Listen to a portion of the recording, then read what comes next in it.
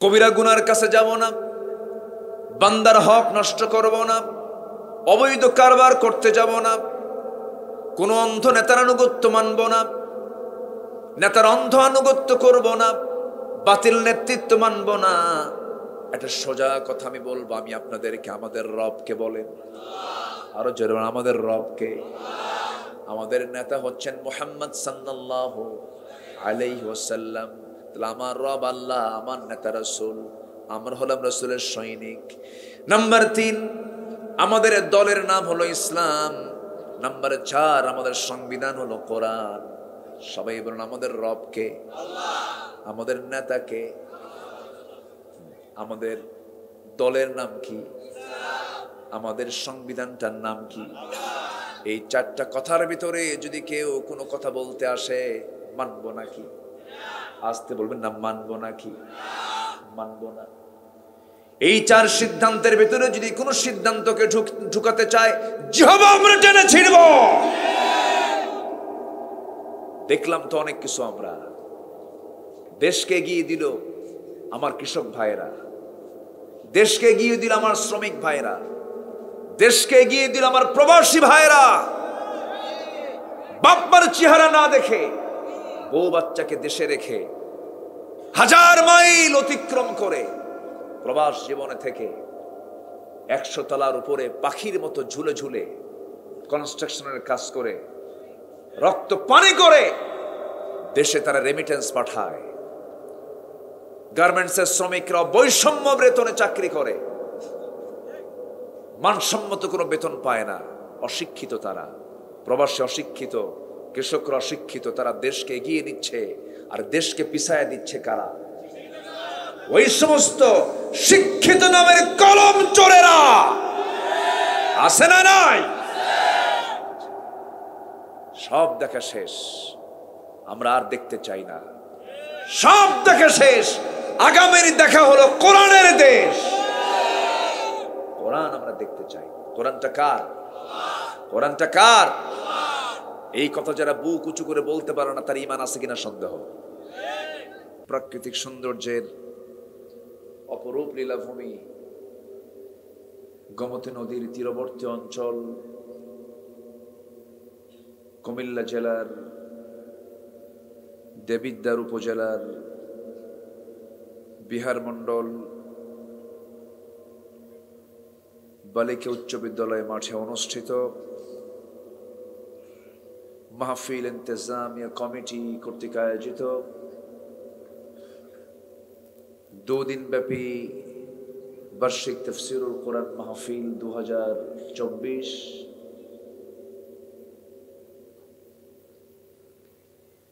1 এবং 2 ফেব্রুয়ারিতে অনুষ্ঠিত। এই মহৎ আয়োজনের সম্মানিত সুযোগ্য সভাপতি মুহতারাম সম্মানিত সাহেবে সদর, আজকের প্রোগ্রামের বরেণ্য অতিথিবৃন্দ, বিশেষ করে কথা বলেছেন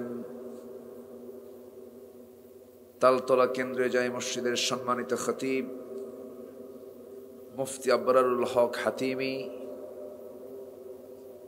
কথা বলেছেন আমার পূর্বেই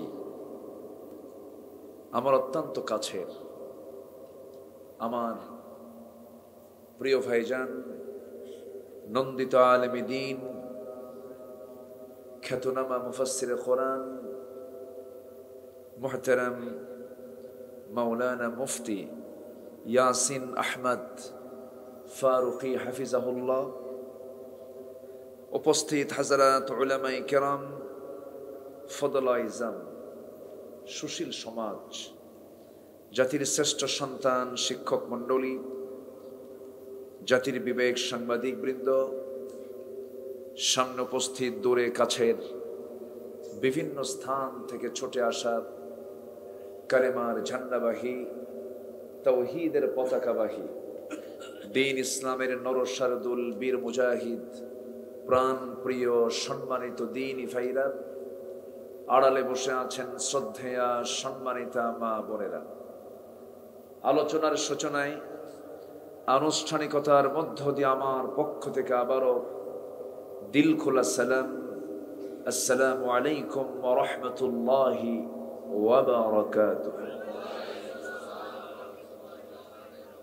সালামের জবাব কেমন যেন একটু ভিজা ভিজা মনে হলো, একটু শক্ত করে জবাব দেন, আসসালামু আলাইকুম ওয়া রাহমাতুল্লাহি ওয়া বারাকাতুহু।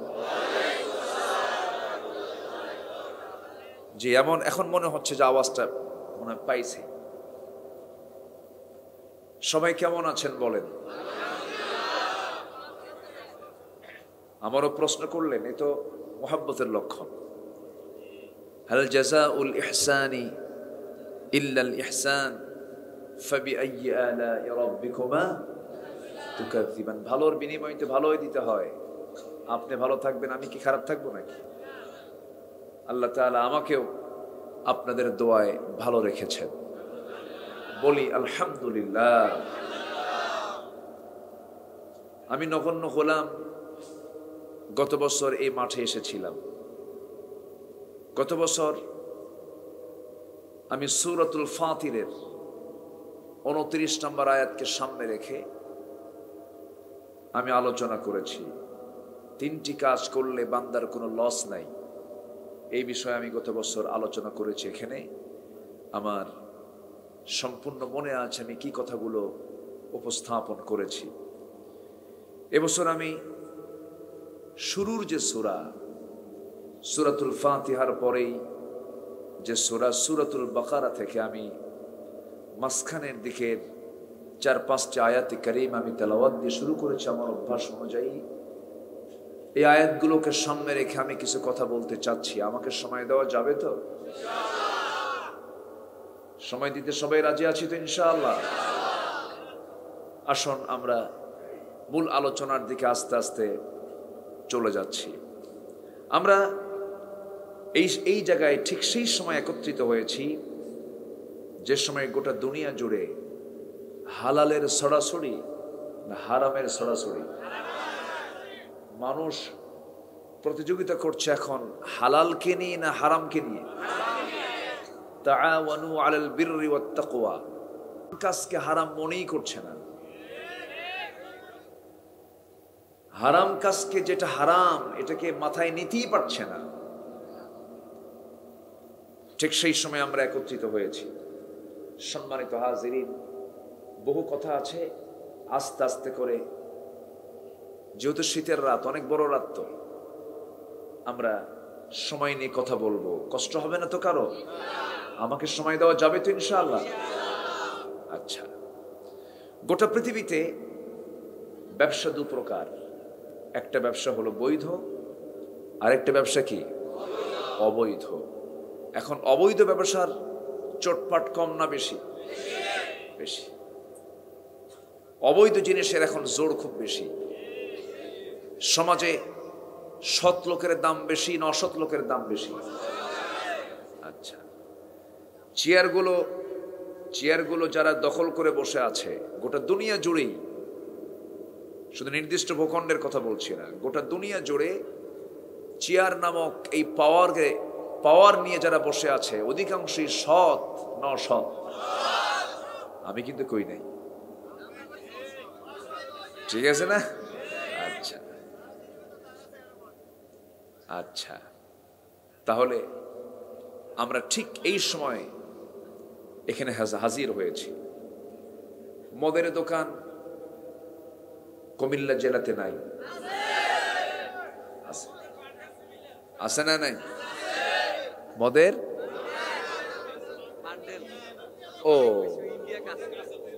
ও আচ্ছা আচ্ছা, ঠিক আছে। তাহলে এই দুনিয়া জুড়ে কোন দেশে মদ নাই? সব দেশেই মোটামুটি মদ আছে, এক্সেপ্ট কিছু কান্ট্রি, যেরকম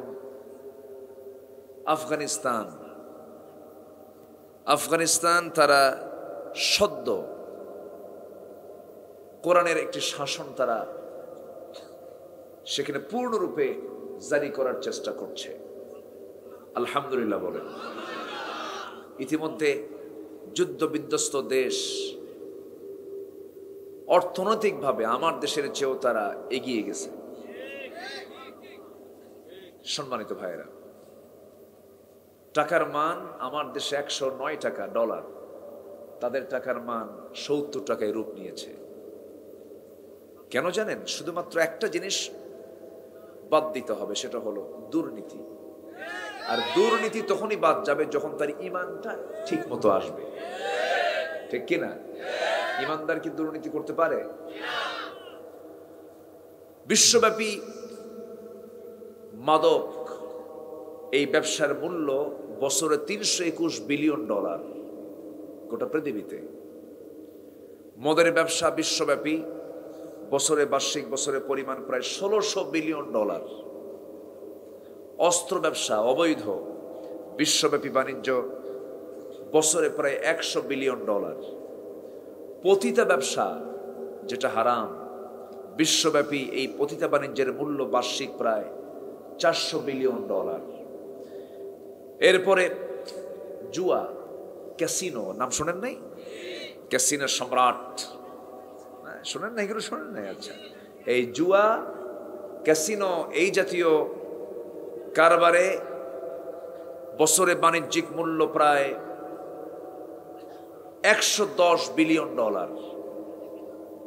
কম্পিউটার গেমস, এই যে বাচ্চারা আসক্ত হয়ে যায়, ফ্রি ফায়ার, পাবজি, আরো কত কি। আচ্ছা, এগুলোর পিছনে কম্পিউটার গেমসে বিশ্ব বাণিজ্য বার্ষিক প্রায় $54 বিলিয়ন।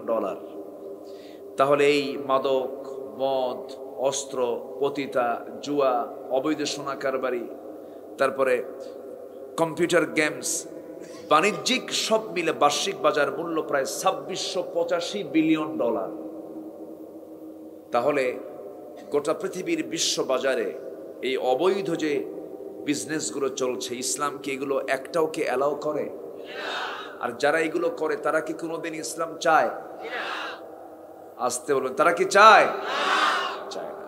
তাহলে বুঝতে হবে, যারা মদের দোকান দিয়ে বসে আছে তারা কখনো চাবে না যে দেশে ইসলাম আসুক। আমার বন্ধুগণ, একটু কান লাগাতে হবে। সমাজে দু শ্রেণীর মানুষ, একটা শ্রেণী তারা ইসলামকে চায়, আরেকটা শ্রেণী ইসলামকে চায় না। এটা যুগ যুগ ধরে আসছে। আমার নবীর সময়ও ছিল, নবীর ঘরের সঙ্গে ঘর। আবু জেহেল কোরআন চায় নাই, আমার রাসূল কোরআন চেয়েছেন।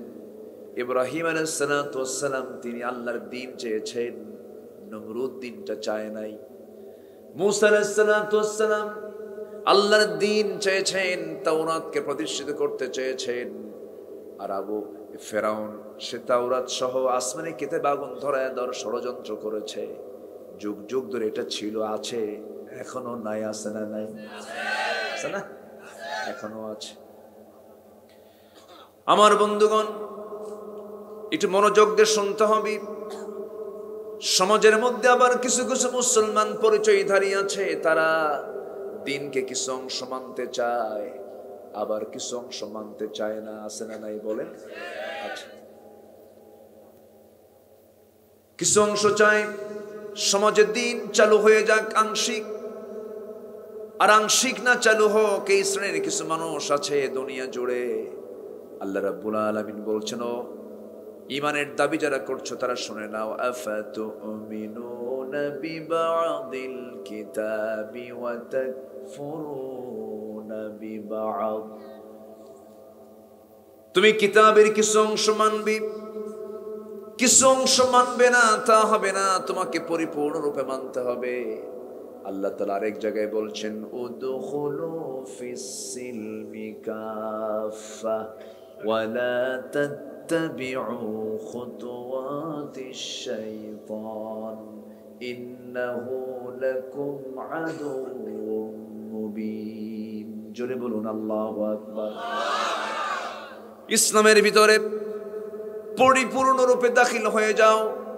আংশিক মানার মধ্য দিয়ে তোমার কল্যাণ নাই। আংশিক তোমার মানা যাবে না, পুরোপুরি তোমাকে কোরআনটা মানতে হবে। এই কোরআন মানতে গিয়ে কিছু গোপন করবে, কিছু আড়াল করবে, তাও তোমার সুযোগ নাই। আল্লাহ রাব্বুল আলামিন সুন্দর করে সূরাতুল বাকারার মধ্যে বলে দিচ্ছেন, সবচেয়ে বড় সূরার নাম কি বলেন? সবচেয়ে বড় সূরার নাম কি? সূরাতুল বাকারা, যার শুরু হয়েছে চ্যালেঞ্জ দিয়া, শেষ হয়েছে দোয়া দিয়া। শুরু হয়েছে তেলাওয়াত দিয়া, চ্যালেঞ্জ দিয়া। যারা পারেন ঠোঁট মিলিয়ে সবাই আমার সঙ্গে ঠোঁট মিলিয়ে মিলিয়ে বলুন, যালিকাল কিতাবু লা রাইবা ফীহি হুদাল লিল মুত্তাকিন আল্লাযীনা ইউমিনুনা বিল গায়বি ওয়া ইউকিমুনাস সালাতা ওয়া মিম্মা রাযাকনাহুম ইউনফিকুন। চ্যালেঞ্জ দিয়ে শুরু হলো এমন একটা কিতাব যার মধ্যে কোনো সন্দেহ নাই। পৃথিবীর কোনো কবি, পৃথিবীর কোনো সাহিত্যিক, পৃথিবীর কোনো লেখক তার কবিতা, তার বই লিখতে গিয়া এমন চ্যালেঞ্জ কেউ দিতে পারে নাই। সব বইয়ের সিস্টেম একরকম, এই কিতাবের সিস্টেমটা ভিন্ন রকম। যার প্রতিটি অক্ষর কিতাব, শব্দ কিতাব, ছন্দের কোনো পতন হয় নাই।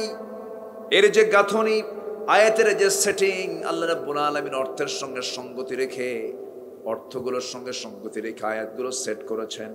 ধরুন সূরাতুল বাকারার 286টা আয়াত, এর অর্ধেক কত বলেন তো? 286 এর অর্ধেক কত? রাগটা করতেছেন নাকি আপনারা? হুজুর শুনতে আসলাম ওয়াজ, আপনি আবার অঙ্ক শিখান, এটা আবার কেমন কথা? এরকম ভাবতেছেন নাকি আপনারা? হ্যাঁ, জি।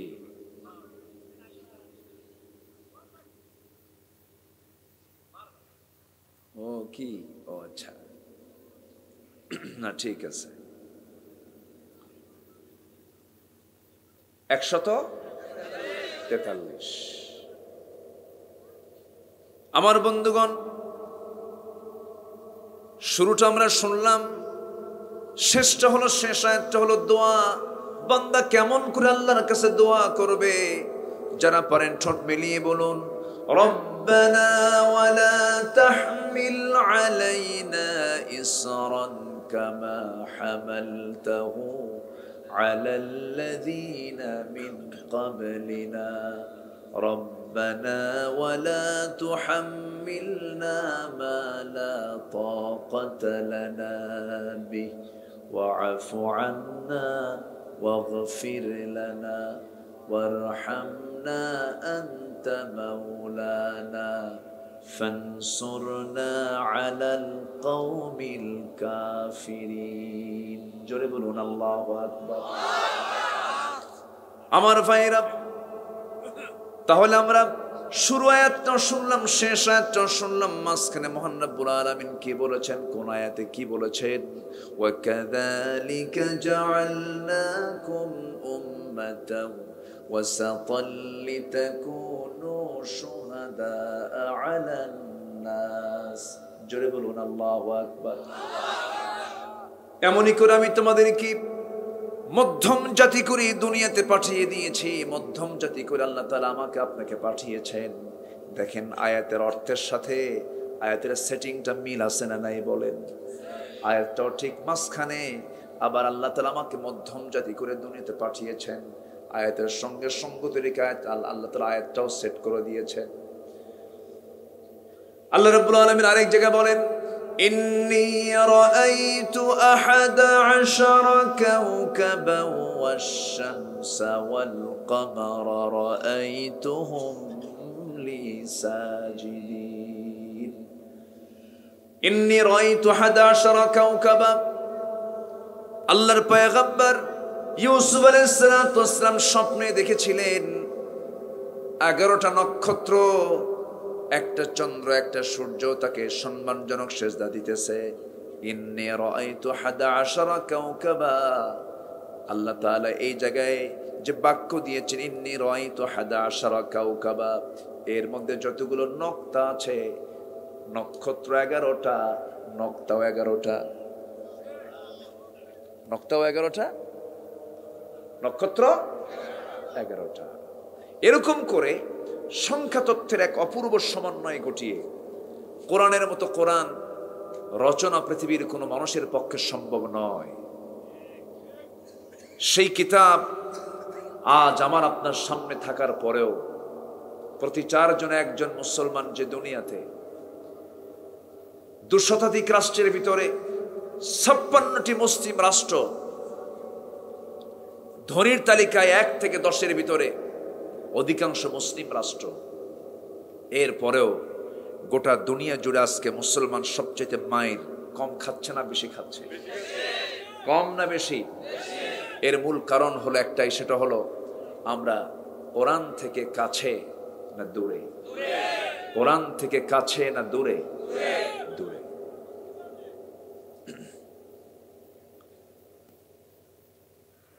উনি কোথায়? এই যে মুরব্বী, আপনি কথা ওরকম করে রিপিট করার দরকার নাই, শুধু শুনবে না কেমন? জি না, সমস্যা কিছু নাই। উনি আমার কথা শুনবে এখন ইনশাআল্লাহ। জি, আমার দিকে একটু তাকান, ছন্দপতন হয় এতে। পাশে যিনি বসে আছেন একটু খেয়াল রাখার চেষ্টা করবেন। সম্মানিত ভাইয়েরা, তাহলে মুসলমান যে মার খাচ্ছে, মুসলমান যে নির্যাতিত হচ্ছে, মুসলমানের কি সম্পদের অভাব আছে? জনসংখ্যার অভাব আছে? বাইতুল আকসা আজকে অবরুদ্ধ করে রাখা হয়েছে। যে বাইতুল আকসা হলো মুসলমানদের ফার্স্ট কিবলা, যা নির্মাণ করেছিলেন পৃথিবীর সবচাইতে বড় শাসক, সবচেয়ে বড় সম্রাট, সবচেয়ে বড় বাদশাহ, বাপও বাদশাহ, ছেলেও বাদশাহ, সুলাইমান বিন দাউদ আলাইহিস সালাতু ওয়াস সালাম। দাউদের পুত্র কে? সুলাইমান আলাইহিস সালাতু ওয়াস সালাম। তিনি এই বাইতুল আকসা নির্মাণ করেছিলেন জিনদেরকে অর্ডার দিয়ে। যে সুলাইমান আলাইহিস সালাতু ওয়াস সালাম এত বড় জ্ঞানী ছিলেন, তিনি পিঁপড়া কেমনে কথা বলে, পিঁপড়ার কথার ভাষাও তিনি বুঝতেন। জোরে বলে সুবহানাল্লাহ। মানুষ তো আছেই, মানুষ তো আছেই, পিঁপড়ার ভাষাটাও তিনি শুনতেন তার কানে। আল্লাহ কি ইলম তাকে দিয়েছিলেন। তিনি এক উপত্যকা দিয়ে যাচ্ছিলেন সৈন্য নিয়ে। পিঁপড়া তার জনগণকে বলছে, উদখুলু মাসাকিনাকুম, হে পিঁপড়ার দলেরা, তোমরা সব গর্তের মধ্যে ঢুকে পড়ো। কেননা সুলাইমান তার সদল বলে আসতেছে, তাদের পদপিষ্ট হয়ে মরে যাবে। এই কথাটা শুনতে পেয়েছেন সুলাইমান তার কানে। চট করে ওই পিঁপড়ার যে লিডার, সেই পিঁপড়াটাকে হাতের তালুতে তুললেন, তুলে কথা বলেছেন, ফাতাবাসসামা দাহিকান, মুস্কি মুস্কি হাসি মারছেন। সুবহানাল্লাহ বলবেন না? কি রাজত্ব ছিল! যার রাজত্বে পিঁপড়ার কথা তিনি শুনতেন, প্রাণীর ভাষা বুঝতেন, এক সকাল সন্ধ্যায় গোটা দুনিয়া ঘুরে আসতেন। তো দুনিয়ার আধুনিকতা আনছে কারা? নবীরা। আম্বিয়া কেরাম হচ্ছেন সকল সভ্যতার অগ্রনায়ক। আজকেও যেটার উপরে ভিত্তি করে আজকে তথ্য প্রযুক্তির চরম উৎকর্ষ সাধন হয়েছে, সমস্ত কিছুর মূল প্রাথমিক ভিত্তি হলো মুসলমানদের। সবকিছু সব মুসলমানদের ছিল, কিন্তু আজকে মুসলমান শুধুমাত্র কোরআনটাকে ছেড়ে দেওয়ার কারণে পাওয়ার যে ক্ষমতা তারা হাতছাড়া করে ফেলেছে। সব ফিরে আসবে, সবই পেয়ে যাব, শুধু ধরতে হবে শক্ত করে কোন কালামকে, কোন কিতাবকে। বলেন কোন কিতাবকে? কোরআন। এটাকে আড়াল করা যাবে না। এই কোরআন কিন্তু একদিন আমার আপনার বিরুদ্ধে দাঁড়িয়ে যাবে। কখন? যখন আমি কোরআনের বিরুদ্ধে দাঁড়িয়ে যাব। কোরআন আমার পক্ষে রায় দিয়ে আমাকে জান্নাতে নিয়ে যাবে, যদি কোরআনের পক্ষে আমরা অবস্থান নেই।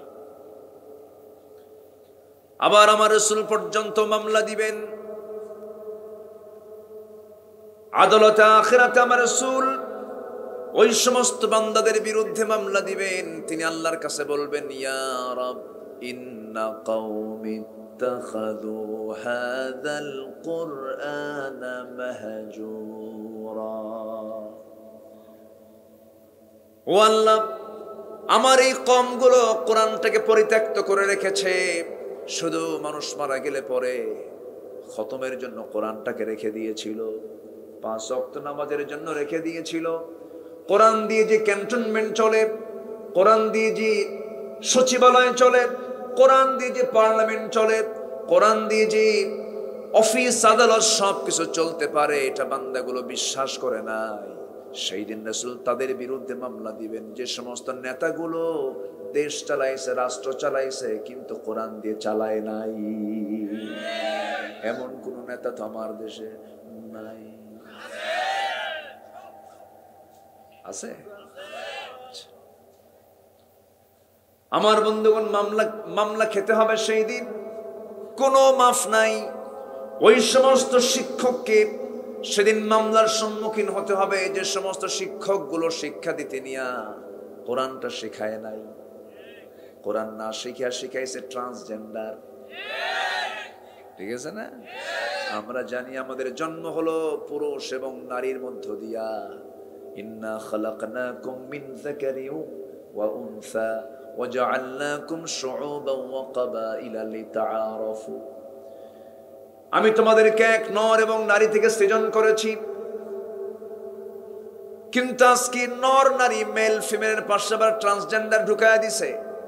রহিম রহিমা হতে চায়, করিম করিমা হতে চায়, হাবিব হাবিবা হতে চায়, শহীদ শহীদা হতে চায়, শরীফ শরীফা হতে চায়। খুব শখ যে শরীফ শরীফা হতে চায়, যে শরীফা শরীফ হতে চায়, রাসূল বলেছেন তাদের উপরে আল্লাহর লানত।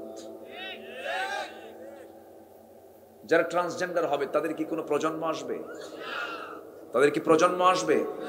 তাহলে ওদেরকে এই জায়গায় থর দরকার কি? যারা এরকম হতে চায় ওদেরকে একটা ভিন্ন একটা দ্বীপে পাঠায় দিয়ে ওই জায়গায় খাক, ওই জায়গায় পুরে মরুক। ঠিক কিনা? ঠিক আছে না? কি বৃষ্টি হচ্ছে নাকি? আল্লাহ, কি আপনারা চলে যাবেন নাকি? আপনারা আছেন তো ইনশাআল্লাহ? বলি আলহামদুলিল্লাহ। একটু কান লাগাবেন। আজকে গোটা দুনিয়া জুড়ে কেমন দুনিয়া আজকে আমরা বসবাস করছি, কেমন দুনিয়া দেখেন। আমরা কিন্তু কোন আগের ইতিহাসে এমন কোন ইতিহাস পাইনি, জাহেলি যুগের ইতিহাসে আমরা এমন পাইনি। জাহেলি যুগের সন্তান মেয়ে সন্তান হলে পরে জীবন্ত পুঁতে হত্যা করত, কিন্তু আজকের যুগে মেয়ের মা, সন্তানের মা, সন্তান পেটে আসা মাত্রই চলে যায় ডায়াগনস্টিক সেন্টারে, যায় না? গিয়ে টেস্ট করে দেখান তো এটা আমার ছেলে না মেয়ে। ছেলে হলে জীবিত রাখে, মেয়ে হলে ভ্রূণটাকে নষ্ট করে ফেলে। আগে হত্যা হতো একভাবে, এখন হত্যা হয় ভিন্ন ভাবে। এমন কোন ইতিহাস আমরা পাই না। আজকের ইতিহাসে আমরা এমনও যোগ দিতে পেরেছি। আমার দেশে এমনও রেকর্ড আছে, মরা লাশ কবরে রেখে এসেছে মহিলা, মরা লাশ কবর থেকে তুলে জিনা করেছে, লাশ ফ্রিজিং করেছে, হসপিটালে ফ্রিজের মধ্যে লাশটা রেখে দিয়েছে, সেই মরা লাশের সঙ্গে জিনা করেছে। এমন তো ইতিহাস আমরা আগে কখনো পাইনি। আমরা এমন দুনিয়াতে আজকে বসবাস করছি, ইউরোপ আমেরিকার মতো বহু দেশে সমকামিতার আইনকে তারা আইন আকারে, সংসদ আইন আকারে পাশ করে নিয়েছে। পুরুষ পুরুষকে বিয়ে করে, নারী নারীতে আকৃষ্ট হয়।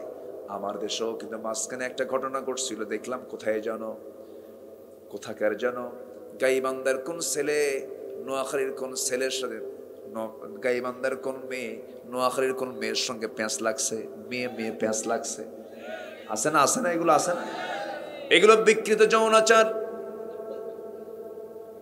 এই সমকামিতা, হোমোসেক্স, সেম সেক্স কি ৬০০০ বছর আগে আল্লাহ তাআলা একটা জাতির মধ্যে যখন দেখতে পেয়েছিলেন, কওমে লূত, যেটা এমন প্রেজেন্ট এখন ওয়ার্ল্ডে, যেটার নাম জর্দান। জর্দানের ডেড সি এলাকা, মৃত সাগর, যে ডেড সি এলাকার সবচেয়ে নিম্নাঞ্চল আল্লাহ তাআলা করে দিয়েছেন। এখনো গোটা দুনিয়ার সবচেয়ে নিম্নাঞ্চল এরিয়া হলো ওই ডেড সি অঞ্চল। ফি আদনাল আরদ, কোরআনে আল্লাহ তাআলা বলে দিয়েছেন। এই ফি আদনাল আরদ কেন হলো? এই জনপদের লোকগুলো করত কি? স্ত্রীর সঙ্গে তারা সহবাস না করে, নর নারী তারা মিলিত না হয়ে নর নর আকৃষ্ট হয়ে যেত, নারী নারী আকৃষ্ট হয়ে যেত, সমকামিতে অভ্যস্ত হয়ে পড়েছিল, যা প্রকৃতি বিরুদ্ধ কাজ। বংশ বিস্তারের যেটা বাধা, নানা রোগের কারণ যেগুলো, এই সমস্ত বড় পাপী যখন তারা লিপ্ত হয়ে গেল, আল্লাহ সেই জাতিকে সবগুলোকে একসঙ্গে ধরে আকাশের উপরে তুলে মারলেন একটা ঠেকনা, একটা চাপা দিয়ে মাটির মধ্যে গেড়ে দিয়া দুনিয়া থেকে বিদায় করে দিলেন। ওই যে জমিনটা দাবায়া দিয়েছেন, আজকে গোটা পৃথিবীর মধ্যে সবচেয়ে নিম্নাঞ্চল হলো কওমে লূতের ওই অঞ্চলটা।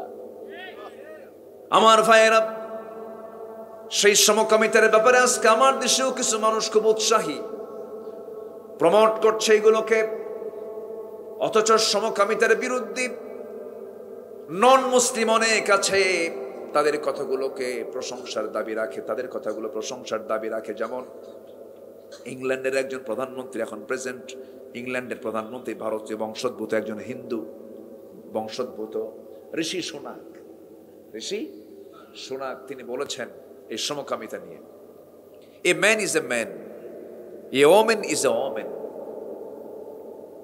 That's just a common sense.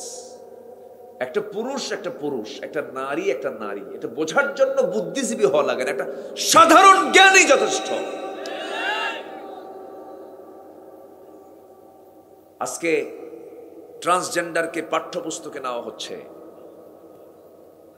Class 9-10 সামাজিক বিজ্ঞান বইয়ে, থামেন, ক্লাস 9-10 সামাজিক বিজ্ঞান বইয়ে ফিলিস্তিনের মানচিত্র না শিখাইয়া ইসরায়েলের মানচিত্র দেখানো হচ্ছে। মাদ্রাসার বইগুলোতে বাদ্যযন্ত্র, ঢোল তবলা কেমনে বাজান লাগে এগুলো শেখানো হচ্ছে।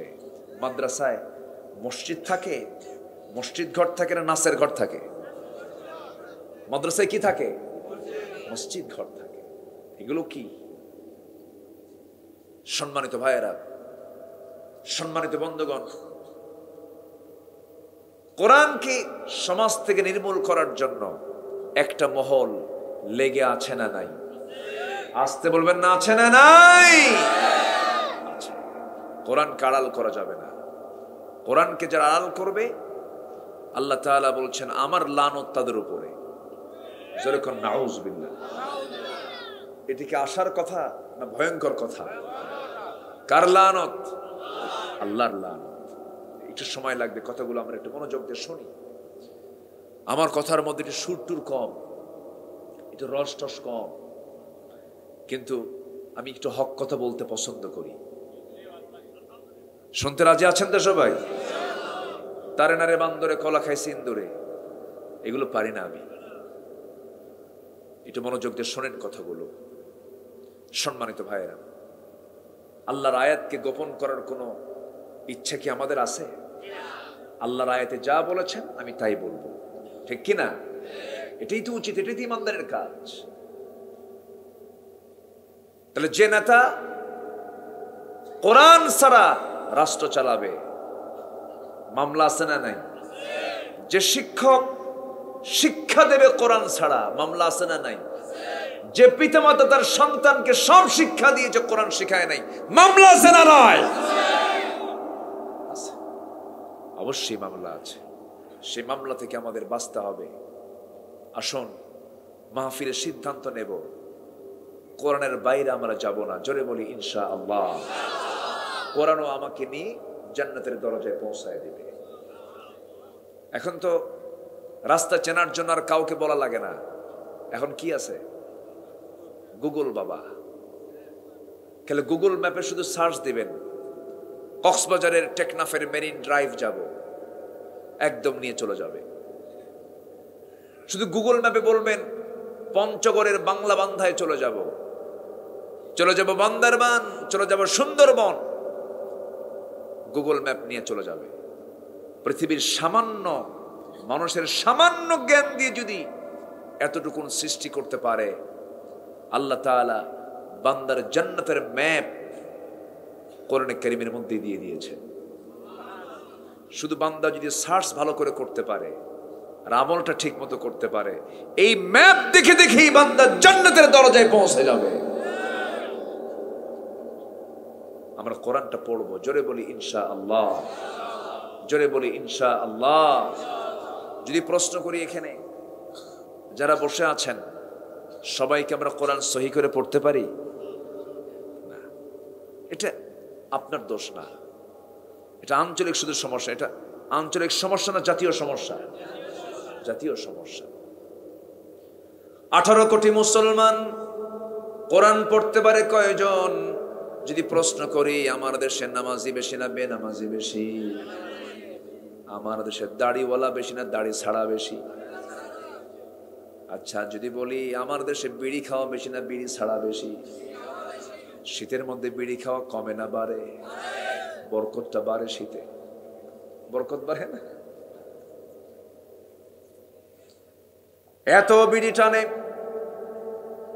বিড়ির টান দেখে মনে হয় কোন নবী মনে হয় খাইছে। এটা খাইছে কি?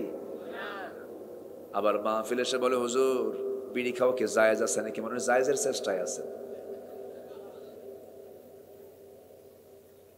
তাহলে মুসলমান কোরআন পড়তে পারে না, মুসলমান নামাজে দাঁড়ায় না, মুসলমান দাড়ি কাটে, মুসলমান বিড়ি খায়, এগুলো কি ভালো দিক নাকি বলেন? এগুলো তো ভালো দিক নয়। আল্লাহ বলছেন বান্দারে আমার কাছে তুই আসবি, প্রস্তুতি নিয়ে আয়, আমি তোকে জান্নাত দিয়ে দেব। আমার কাছে তুই প্রস্তুতি নিয়ে আয়, আমার কাছে তুই সুন্দর করে সেজদা দিয়ে আয়, সুন্দর করে রুকু করে আয়। ওয়ারকাউ মা'আর রাকিঈন, সুন্দর করে রুকুকারীদের সঙ্গে রুকু করো, সেজদা দাও আমাকে। আল্লাহ রাব্বুল আলামিন বলছেন হে রাসূল আপনি সংবাদ দেন তাদেরকে জান্নাতের, যারা কি চরিত্রের হবে? আত-তাইবুনাল আবিদুনাল হামিদুনাস সাইহুনার রাকিউনাস সাজিদুন আল আমিরুনা বিল মা'রুফি ওয়ান নাহুনা আনিল মুনকার ওয়াল হাফিযুনা লিহুদুদিল্লাহ ওয়া বাশশিরিল মুমিনিন। জোরে বলুন আল্লাহু আকবার। যারা তওবাকারী, গুণগুলো অর্জন করেই তো দুনিয়া থেকে বিদায় নিতে হবে আমাকে আপনাকে। আল্লাহ প্রথমে সতর্ক করে দিচ্ছেন বান্দা শোন, আমার আয়াতকে তুই গোপন করবি না, হারামকে হারাম জানবি, হালালকে হালাল জানবি, হালালকে হালাল বলবি, আমি আল্লাহ তোর জন্য জান্নাতকে হ্যাঁ বলে দেব। হারামকে হারাম জানবি, আমি তোর জন্য জাহান্নামকে হারাম করে দেব। যেরকম সুবহানাল্লাহ। আমার ভাইয়েরা, আল্লাহ এই জন্য বলছেন বান্দা শোনো, আমার আয়াতকে গোপন করো না।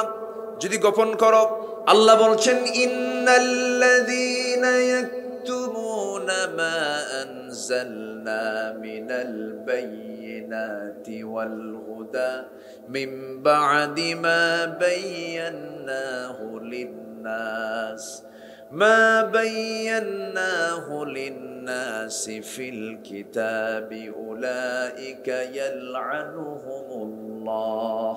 জোরে বলুন আল্লাহু আকবার। দুই একজন করে ওঠে, আমি কি শেষ করে দেব? তো দুই একজন করে ওঠে কেন? কি চলে যাচ্ছে নাকি আবার আসবে? ও নাম্বার, একটু বসেন। হ্যাঁ আবার আসবে তো? যে জোরে বলি ইনশাআল্লাহ। মাহফিলের সৌন্দর্য রক্ষার দায়িত্ব কি একার না সবার?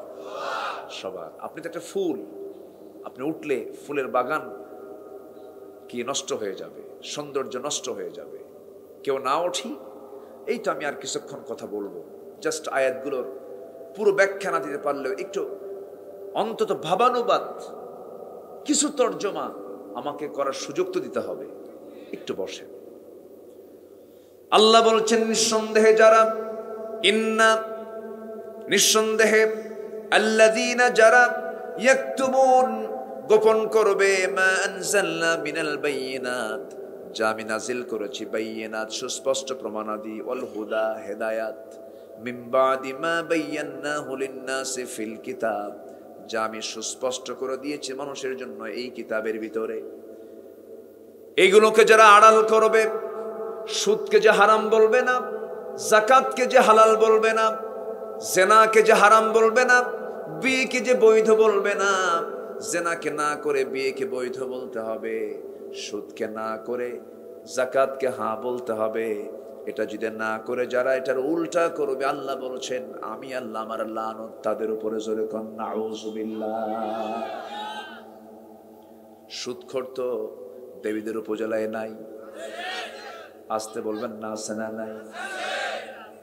সুদ খায় আবার হজেও যায়, আছে না নাই? আবার নামাজও পড়ে না?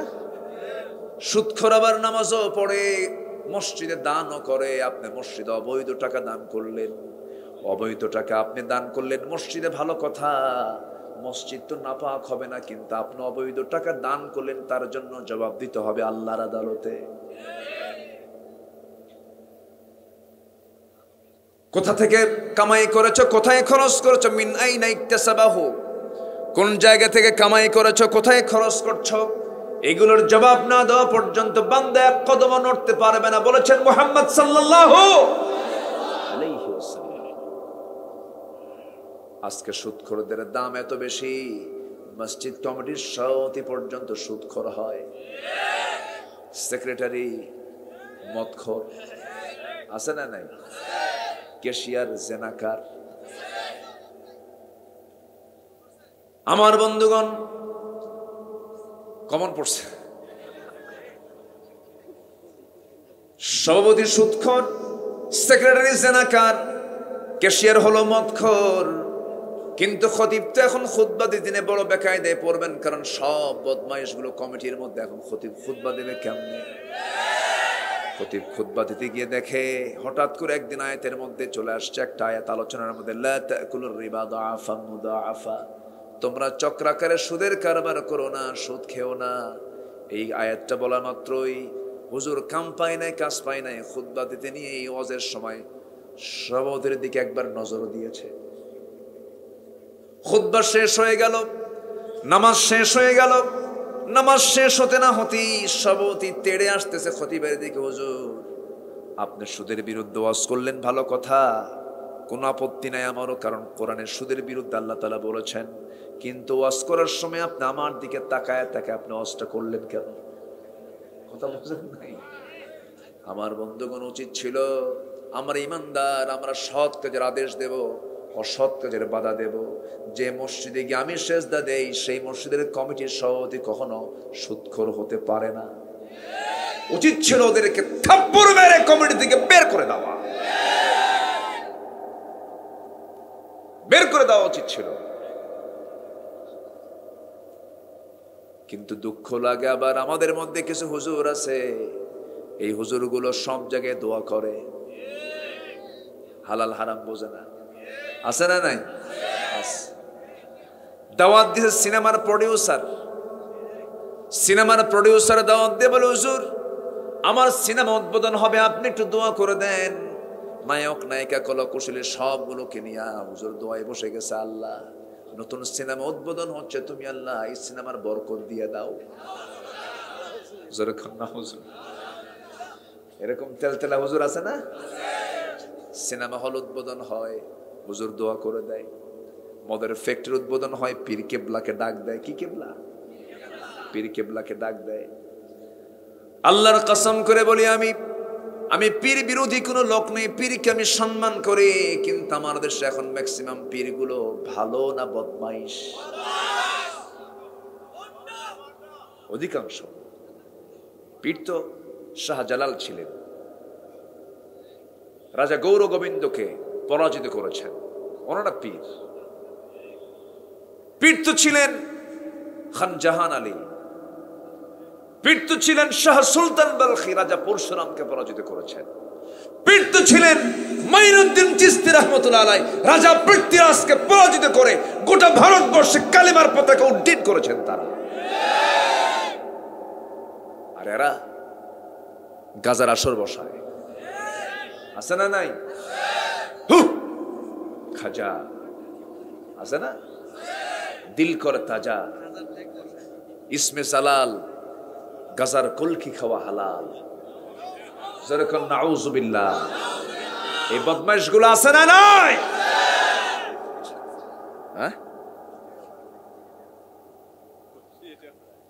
কথা বলবো। এখন তো হক কথা শুরু হয়েছে। যদি কেউ ওঠেন এই সুদের সময়, ভাববো ওটাই সুদ খায়। বসেন সবাই, রাগ করতেছেন নাকি আপনারা? শোনেন, শরীরে যদি কোনো ভাইরাস ঢোকে, এই ভাইরাস না বের হওয়া পর্যন্ত কি সুস্থ হবে? আমার ভিতরে রোগ আছে, রোগ মুক্ত না হলে তো আমি সুস্থ হব না। ইমানের রোগ আছে না নাই? কিছু রোগ আছে যে রোগকে আল্লাহ তাআলা, ইমানের যে রোগগুলো, সে রোগকে আল্লাহ তাআলা খুব একটা দেখবেন না। যেরকম কিছু রোগ আছে, নামাজটা হয়তো একটু দেরি করে, একটু অলসতা করে, হয়তো তাহাজ্জুদ নামাজটা একটু মিস হয়, নফল নামাজটা হয়তো পড়তে তার একটু সমস্যা হয়, জিকির আজগার একটু কম হয়। এগুলো কোনো বড় কোনো ক্ষতি নয়। সুদ খাওয়া, আস্তে কয়, সুদ খাওয়া কম ক্ষতি না বড় ক্ষতি? বড় ক্ষতি। আবার অনেকে অ্যাডজাস্ট করে, দুই দিকেই থাকে। ওই লোকের মতো এক বেচারি কোরবানির আগে জুমার নামাজ পড়তে গেছে। কোরবানির তাৎপর্য এবং মর্যাদা শীর্ষক আলোচনা শুনে ওই বেচারি খুব উদ্বুদ্ধ হয়েছে যে কোরবানির পশু জব করলে প্রত্যেকটা পশমে পশমে সওয়াব, তো এই সওয়াব কি আমি বাদ দেব? অসম্ভব ব্যাপার, প্রয়োজনে চুরি করে হলেও দেব। কথা বুঝলেন নাই? তো গরু চুরি করে আনতেছে, ফজরের সময় ঘুম থেকে উঠে হুজুর নামাজ পড়াবেন, ওযু করতে নামছেন, সামনে দিয়ে গরু নিয়ে যাবে। ওই সময় গরু নিয়ে কেউ যাওয়ার কথা না। ইমাম সাহেব দেখে বলতে, কি হবে এত রাতে গরু? হুজুর আপনার জন্য। কেন? আপনার খুতবা শুনে আমি তো উদ্বুদ্ধ হয়ে গেছে, আমাকে কুরবানি দিতেই হবে। কারণসে কোন জায়গায় হুজুর চুরি করে, চুরি করে কুরবানি দিবা? আমি কি এই কথা কইছি? হুজুর আমি জানি চুরি করা গুনাহ আর কুরবানি দেওয়া সওয়াব। তো চুরি করার গুনাহ আর কুরবানির সওয়াব, প্লাস মাইনাস মাইনাস, মাঝখান দিয়ে আমার গোশত খাওয়া তো বোনাস। এরকম হিসাব কষনেওয়ালা কিছু কুশলী বদমাইশ আছে না নাই? মদের দোকান দাও, আবার হজে যাও। সারা জীবন নারীদের কিনে অভিনয় করে নাচানাচি করেছো সিনেমার পর্দায়, সামনে কিছু সমর্থন নেওয়ার জন্য মসজিদের মেম্বারে দাঁড়িয়ে টুপি মাথায় ভান করো, ঠিক কিনা?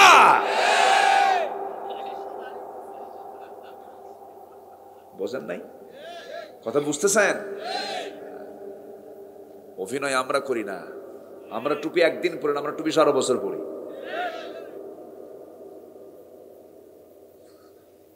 আমার দেশের অভিনেতারা আবার ওমরায় যায়, ওমরা করতে গিয়ে আবার বলে, প্রিয় দেশবাসী আমি তো ওমরায় আসছি, লাইভে আসে সবাই দোয়া করবেন আমি যেন ভালো করে ওমরার কাজ সম্পূর্ণ করে দেশে ফিরে যেন সিনেমার বাকি কাজ সম্পূর্ণ করতে পারি।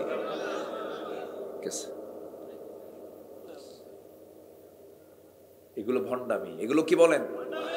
ভণ্ডামি। আগে তাগুতকে পরিহার করতে হবে, আগে সমস্ত হারামকে ছাড়তে হবে। হারামকে ছেড়ে সম্পূর্ণ ফ্রেশ হয়ে আসতে হবে, সমস্ত হারামকে বর্জন করতে হবে। হারাম আমার শরীর থেকে মাইনাস, আমার জীবন থেকে মাইনাস। আল্লাহ আমার জন্য জান্নাতটা প্লাস করে দিবেন। আমার বন্ধুগণ, আল্লাহ রাব্বুল আলামিন এই ভয়ঙ্কর কথা বলেই বলছেন, আমি তাদের প্রতি লানত দেব যারা আমার আয়াতকে নিজের মর্জি মতো করে কিছু অংশ গ্রহণ করবে, কিছু অংশ গ্রহণ করবে না। যারা গোপন করবে আমার লানত তাদের উপরে। তবে হ্যাঁ, ইল্লা, তারা ছাড়া। আমার আল্লাহর দয়া কম না বেশি? আসতে বলবেন না, কম না বেশি? আল্লাহ বলছেন ইল্লা, তবে তারা ছাড়া। ইল্লা দিয়ে আল্লাহ তাআলা এবার দয়ার দিকে যাচ্ছে। আমার আল্লাহর দয়া সবচেয়ে কম না বেশি বলেন? যে বান্দা নামাজ পড়ে না সে কার বান্দা? যে চুরি করে সে কার বান্দা? যে ডাকাতি করে সে কার বান্দা? যে পিতামাতার সন্তান, 4-5টা সন্তানের মধ্যে যে সন্তানটা সবচেয়ে বেশি দুষ্ট, বাপ মা কার পক্ষ নেয়? বলেন তো কার পক্ষ নেয়? ও দুষ্টটার পক্ষে নেয়। 5টা ছেলে, এর মধ্যে একটা হয়তো একটু দুষ্ট হয়েছে, দেখবেন যে বাপ মা চলে যায় ওর দিকে। ঠিক আছে না? কেন যায়? যাওয়ার লক্ষ্য কি? ও যেন ভালো হয়, ও যেন ভালো হয়। মা চেষ্টা করে আমার সন্তানটা কামাই কাজে করে না, কাজকর্ম করে না, সব ছেলেগুলো সেটেল হলো, এই ছেলেটা বখাটে হয়ে গেছে, দুষ্ট হয়ে গেছে।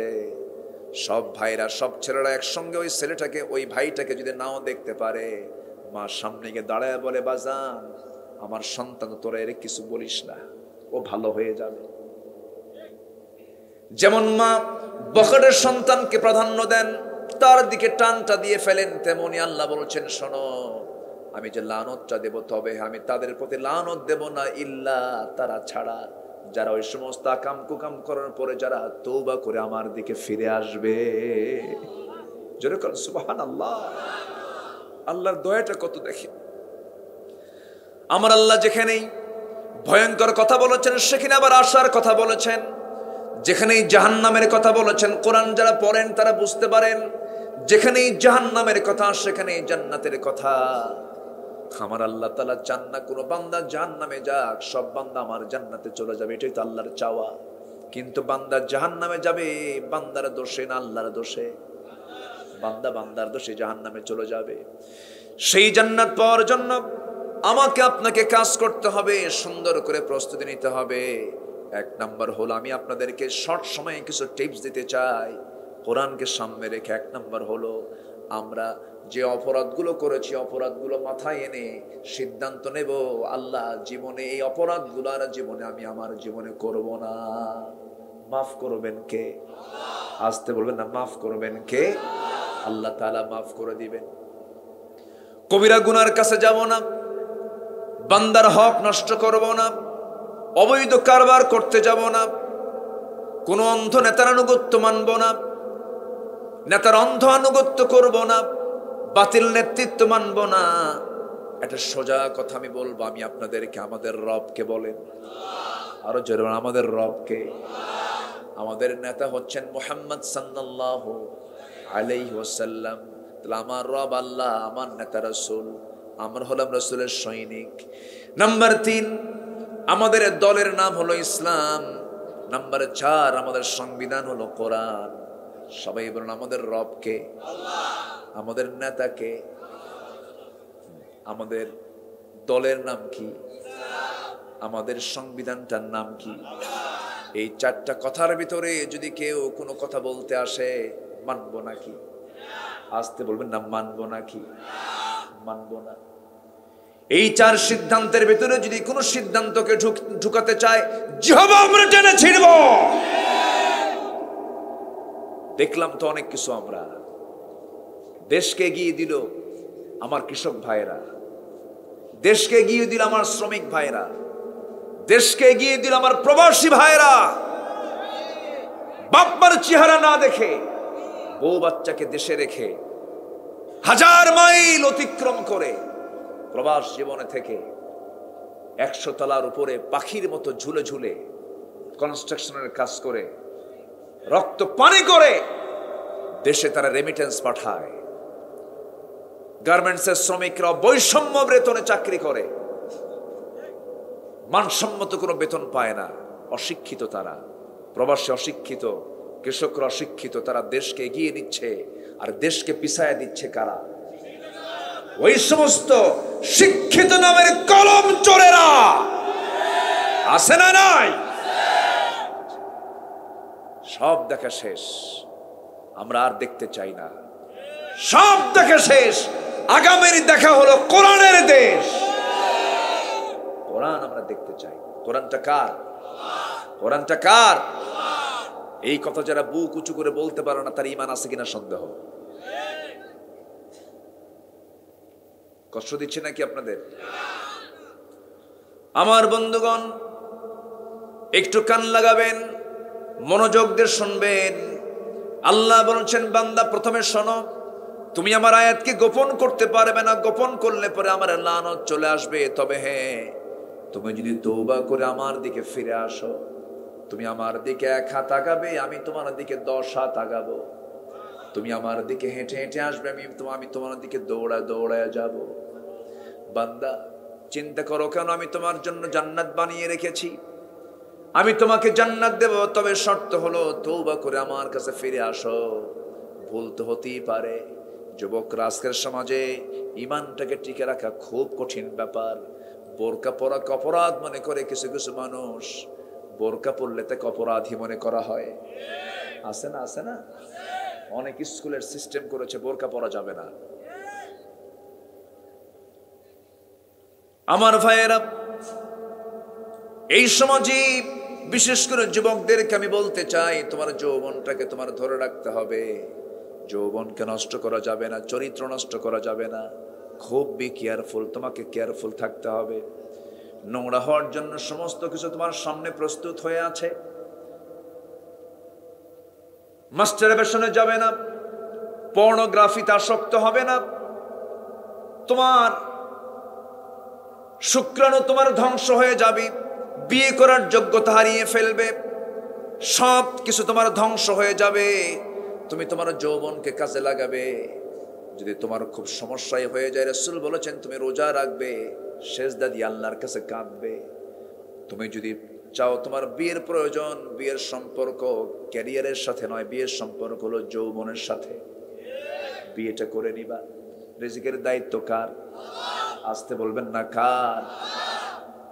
তুমি হতাশ হবে না কখনো, নিরাশ হবে না কখনো। কি করে খাবো, কি চলবো, কি করে চলবো, এই সমস্ত কথাগুলো শয়তান সৃষ্টি করে দেয়। মুখ যিনি দিয়েছেন খাবার তো তিনিই দিবেন। বান্দা যার রিজিকের দায়িত্ব তার, এই আকীদা সম্পূর্ণ 100% বিশ্বাস রাখবে। তোমার চাওয়ার জায়গা হলো আল্লাহর কাছে। একটা আমল তোমাকে শিখাই দিই, যুবকরা শুনে নাও।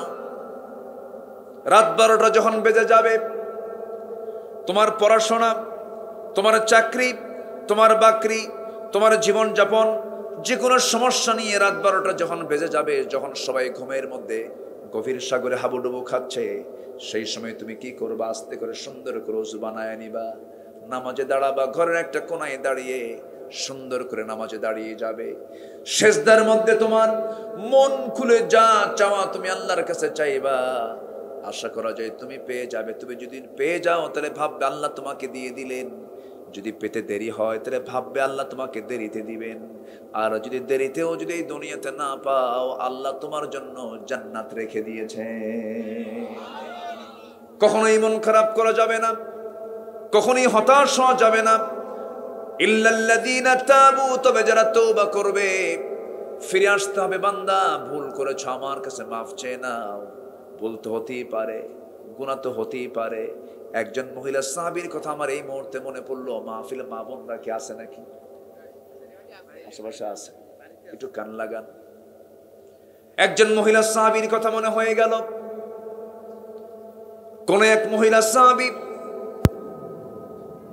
শয়তানের ওয়াসওয়াসায় পড়ে জিনার কাজে লিপ্ত হয়ে গেছেন। জিনা যখন হয়ে গেছে, অনুতপ্ত হয়েছেন। নবীর কাছে এসে বলছেন, ইয়া রাসূলুল্লাহ, আমি তো জিনার মতো বড় অপরাধ করে ফেলেছি। রাসূল বলেন, না তুমি জিনা করো নাই। না হুজুর আমি জিনা করেছি। না তুমি করো না। না হুজুর আমি সত্যি জিনা করে ফেলেছি। রাসূল তাকে 3টা বার মানা করার পর বারবার তিনি বলছেন, হুজুর আপনি আমাকে যতই জানাতে চান, আমাকে বাঁচাতে চান, আমাকে দুনিয়াতে বাঁচায় দিলেন, কিন্তু আমি আখিরাতে কেমন করে বাঁচবো? আমি জিনা করে ফেলে দিয়েছি। রাসূল বললেন, জিনা তো করেছো, জিনার ফলে তোমার পেটে কোনো সন্তান আসছে নাকি? ওদের সন্তান চলে আসছে। যাও সন্তানকে লালন পালন করো। সন্তান ডেলিভারি না হওয়া পর্যন্ত তোমার উপর আমি কোনো আইন কার্যকর করতে পারবো না। মহিলা ফিরে চলে গেলেন। সন্তান ডেলিভারি হয়ে গেল। সন্তান ডেলিভারি হওয়ার 3 দিন 4 দিন 5 দিন পর নয়, মাত্র একটা দিন পর নবীর সামনে হাজির হলেন। হাজির হয়ে বলছেন, ইয়া রাসূলুল্লাহ, আপনার কথা মতো সন্তান তো ডেলিভারি হয়েছে, আমি আপনার সামনে হাজির হয়েছে, আপনি আমার উপর আইনটা কার্যকর করে দেন। তওবা কাকে বলে দেখেন। সঙ্গে সঙ্গে রাসূল বলছেন, মহিলা রে, সন্তান তো ডেলিভারি হয়েছে, সন্তানটা জীবিত না মৃত? সন্তান তো জীবিত আছে। রাসূল বললেন, না না, তোমার উপরে এই মুহূর্তে আইন কার্যকর করা যাবে না, কারণ ওই সন্তানের হক আল্লাহ তোমার দেহের মধ্যে রেখে দিয়েছেন, যাও সন্তানকে দুধ পান করাও। ওই মহিলা বলছেন, ইয়া রাসূলুল্লাহ, বাঁচবো তার গ্যারান্টি কি? রাসূল বললেন, আমি তোমার জন্য দোয়া করে দিই, এই গ্যারান্টি তো আমি দিতে পারবো না। মহিলা চলে গেলেন, দ্বিতীয়বারের মতো ব্যাক করলেন, সন্তানকে দুধ খাওয়ালেন, পাশাপাশি অন্য খাবারের অভ্যাস গড়ে তুলে সন্তানকে ধীরে ধীরে বড় করতে লাগলেন। 6 মাসের মাথায় টোটালি দুধ বন্ধ করে এবারে তৃতীয়বারের মতো সন্তানটাকে কোলের মধ্যে করে নিয়ে নবীর কাছে গিয়ে বলছেন, ইয়া রাসূলুল্লাহ, এই যে সন্তান দুধ খাওয়া বন্ধ করে দিয়েছে, আমার বুকের স্তন ছাড়াও সন্তান পৃথিবীতে অন্য খাবারকে বাঁচতে পারবে, আপনি আমার উপর আর দেরি না করে আপনি আমার উপর আইনটা কার্যকর করে দেন।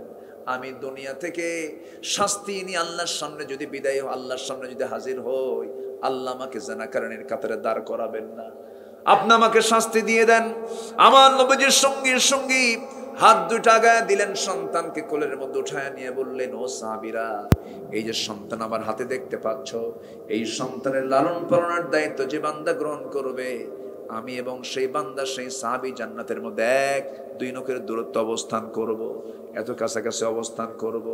কয়েকজন সাহাবী দৌড় মেরে চলে আসলেন, নবী একজনের হাতে সন্তানটা উঠায় দিলেন, এরপরে বলছেন, মহিলাকে নিয়ে যাও, উন্মুক্ত মরু প্রান্তরে বুক পর্যন্ত পুঁতে রেখে পাথর মেরে তাকে শেষ করে দাও।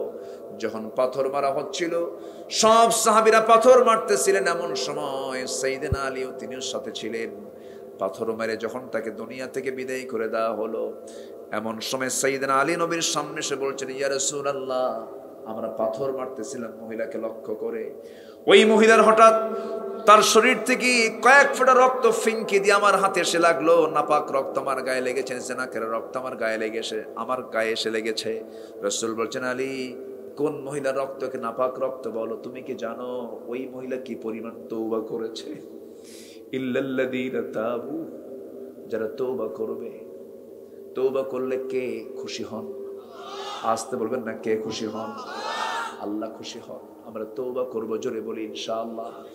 রাসূল বলেন, তুবু ইলাল্লাহ ফাইন্নী আতুবু ফিল ইয়াউমি 100 মাররা। তোমরা আল্লাহর কাছে তওবা করো, আমি রাসূল সারা দিন 100 বারেরও বেশি বার তওবা করি। কে বলছেন?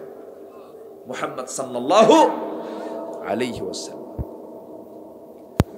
আমার নবীজি বললেন, ও আলী, যা বলেছো বলেছো, আর বলতে যেও না। ওই মহিলার জানাজার আয়োজন করো, ওই মহিলার জানাজার নামাজ কেউ পড়াবে না, আমি রাসূল নিজে জানাজা পড়ায় দেব। যেরকম সুবহানাল্লাহ। আমার নবীজি জানাজায় শরীক হলেন, অংশগ্রহণ করলেন, নামাজের দায়িত্ব পালন করলেন। নামাজের দায়িত্ব পালন করার শেষে আমার নবীজি সাহাবায়ে কেরামকে লক্ষ্য করে বলছেন, সাহাবীরা, যে মহিলার জানাজা সম্পন্ন করলাম আমরা, এই মহিলা জীবনের শেষ সময় পর্যন্ত যে পরিমাণ তওবা করেছে, যে পরিমাণ চোখের পানি ফেলে ফেলে কেঁদেছে, যে পরিমাণ রোনা জারি করেছে, এই মহিলার যদি এই তওবাটাকে মদিনার 70 জন গুনাহগারদের মাঝে যদি বন্টন করে দেওয়া হতো, প্রত্যেকের গুনাহ মাফ করে আমার আল্লাহ সবাইকে জান্নাত দিয়ে দিতেন। জোরে বলে সুবহানাল্লাহ, আরো জোরে বলে সুবহানাল্লাহ। তওবা করব কার কাছে? আসতে বলুন না, তওবা করব কার কাছে? আল্লাহর কাছে। নামাজ ছেড়ে দিয়েছিলাম, আর নামাজ ছাড়বো না। মিথ্যা বলেছে, আর জীবনে মিথ্যা কথা বলবো না। মিথ্যা সাক্ষী দিয়েছে, আর মিথ্যা সাক্ষী দিতে যাব না। চগলখড়ি করেছে, আর চগলখড়ি করব না। গীবত করেছে, আর জীবনে গীবত করব না। বান্দার হক নষ্ট করেছে, আর বান্দার হক নষ্ট করব না। সিদ্ধান্ত নিয়ে যদি বান্দা আল্লাহর পথে একবার ফিরে আসে, তওবার মতো তওবা করে, আল্লাহ বলছেন, বান্দারে, দুনিয়ার থানায়, দুনিয়ার কোন কোর্টে, দুনিয়ার কোন থানায় তোর নাম যদি কালো তালিকায় একবার পড়ে যায়, পড়ে হলেও তোর নামটা কালো তালিকায় থেকেই যায়। কিন্তু আমার তালিকায় তোর যদি কালো তালিকায় নামও থেকে যায়, কিন্তু তুই যদি তওবা করে আমার কাছে ফিরে আসিস, কালো তালিকা থেকে তোর নামটা সম্পূর্ণ মাইনাস করে আমি তোর নামটা আমি জান্নাতের তালিকায় তুলে দেই। জোরে কোন সুবহানাল্লাহ। আমার ভাইয়েরা, আমার বন্ধুগণ, আমিও চলে যাব, আপনিও চলে যাবেন। এই দুনিয়া ছেড়ে কেউ আমরা থাকবো না, দুনিয়া থেকে বিদায় নিয়ে নেব।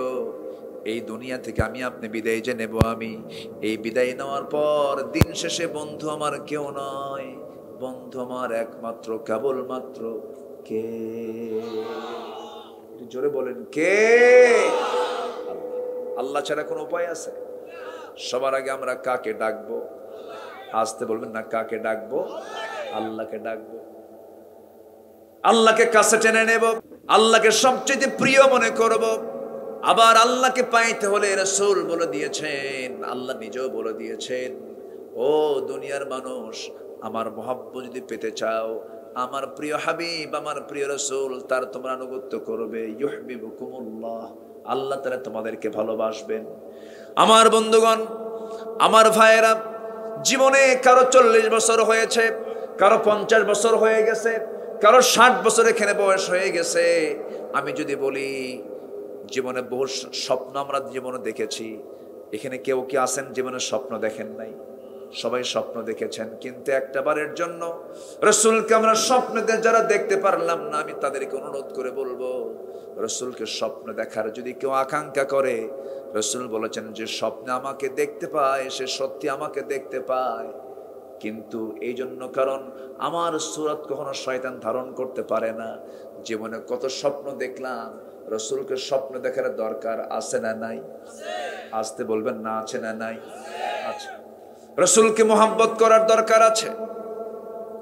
আমরা ফিরে আসবো আল্লাহর দিকে, নবীর দিকে ফিরে আসবো। ওয়াসলাহু, ইসলাহ করব, অবৈয়ান সুস্পষ্টতা নিয়ে চলে আসবো, কোনো ভেজাল করব না। আল্লাহকে সবচেয়ে প্রিয় মনে করব, রাসূলকে সবচেয়ে বেশি প্রিয় মনে করব। আমার বন্ধুগণ, এই পৃথিবীতে নবীর পরে যাদের স্থান তারা হচ্ছেন সাহাবায়ে কেরাম।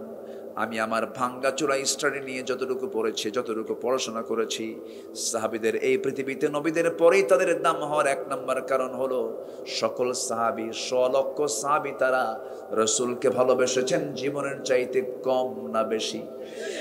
আসতে বলবেন না, কম না বেশি? বুকে হাত রেখে যদি আমরা চোখ বন্ধ করে যদি বলতে পারি যে হ্যাঁ, আমি আমার জীবনের চাইতে আল্লাহ এবং রাসূলকে বেশি ভালোবাসি, তাহলে ভাবতে হবে আমার ঈমানটা পাকাপোক্ত আছে। কি কথা কি বুঝতেছেন? এমন যদি নবী প্রেমিক যদি আমার দেশে থাকতো, আমার নবীর বিরুদ্ধে কথা বলে কোন নাস্তিকের বাচ্চা দেশের মাটিতে টিকতে পারতো না। সেই নবীর বিরুদ্ধে যারা গালি দিয়েছে তাদের বিরুদ্ধে প্রতিবাদ করার দরকার আছে না নাই? আসতে বলবেন না, আছে না নাই? টুডে এন্ড টুমরো যারা রাসূলকে নিয়ে বাজে কথা বলেছে তাদের দৃষ্টান্তমূলক বিচার বাংলার জমিনে হবে। হবে কিনা বলেন? রাসূলকে ভালোবাসেন কারা কারা? হাত উঁচু করে দেখান মুসলমান।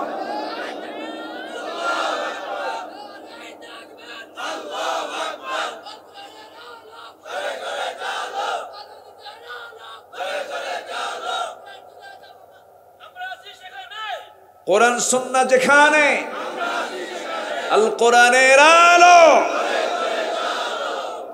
হাত নামান, কষ্ট দিলাম মনে হয়, শেষ করে দেই, আলোচনা চালাই, জোরে বলি ইনশাআল্লাহ। আমি আয়াতগুলো শেষ করেই আমরা দোয়ার দিকে যাব। আজকে তো প্রথম রজনী, আগামীকালকে আবার দ্বিতীয় রজনী, আমরা বন্ধু বান্ধব আরো বেশি করে নিয়ে আসবো। জোরে বলি ইনশাআল্লাহ। সম্মানিত ভাইয়েরা, সাহাবায়ে কেরামদের এত দাম, এত মর্যাদা বেশি হওয়ার কারণ হলো রাসূলকে তারা সবচাইতে বেশি ভালোবেসেছে। একজন সাহাবীর কথা আমার মনে হলো, সব সাহাবী রাসূলকে ভালোবেসেছেন। সবাইকে আবু বকরের মতো, সবাইকে ওমরের মতো। এরকম একজন দামি সাহাবী ছিলেন যিনি রাসূলকে খুব মহব্বত করতেন, খুব তার যত্ন নিতেন। আমার রাসূল দুটো জায়গায় খাবারে বেশি কষ্ট পেয়েছেন। একটা হলো তায়েফের মাটিতে, একটানা 3 দিন 3 রাত তিনি খেতে পারেননি। আরেকটা জায়গা হলো খন্দকের পরিখা খনন করার সময় আমার নবীজি একটানা 4 দিন 4 রাত না খাওয়া ছিলেন। 4 দিন 4 রাত। কেন? খাবার ছিল বলে খান নাই? খাবার ছিল না, খাবার পান নাই। কেন খাবার ছিল না? খাবারটা ছিল না কেন? এখন প্রেজেন্ট ওয়ার্ল্ডে যুদ্ধ বিধ্বস্ত দেশ হলো রাশিয়া, ইউক্রেন। তাদের অর্থনৈতিক অবস্থা ভালো না খারাপ? খারাপ। আমার নবীজি মদিনায় আসার সঙ্গে সঙ্গে যুদ্ধ কমছে না বাড়ছে? বেড়ে গেছে। বদর, উহুদ, খন্দক, একের পর এক যুদ্ধ লেগে আছে। আমার নবীজি অর্থনৈতিকভাবে। ও মাঝে মাঝে বৃষ্টি আসতেছে, এই জন্যই তো আমি ভাবতেছি আপনারা নড়াচড়া করতেছেন খুব। একটু আসুক না, আমাকে ছেড়ে কি আপনি যাবেন? একটু বসেন না আর একটু সময়। জি, না কি করবো বলেন তো?